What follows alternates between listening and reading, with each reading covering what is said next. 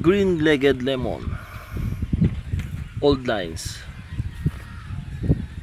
So ito yung pinakauna-una kong mga bloodline dito sa Swedenbos Game Pal. So ito yung nagpapatapang sa mga lahi. In-infuse ko sila sa mga ibang bloodlines.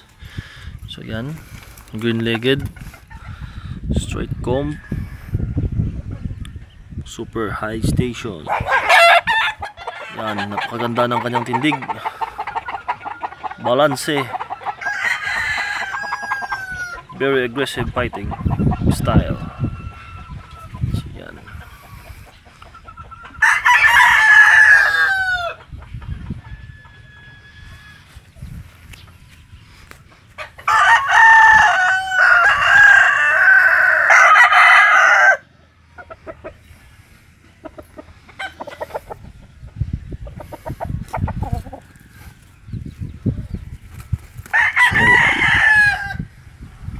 Babait yung mga lemons, mababait yan.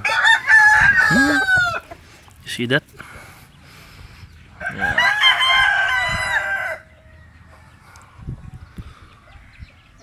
Tingnan nyo ang kanyang mga senyales.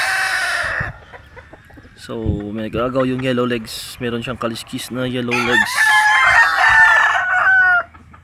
Yan, so napaganda ng kanyang senyales sa kaliskis.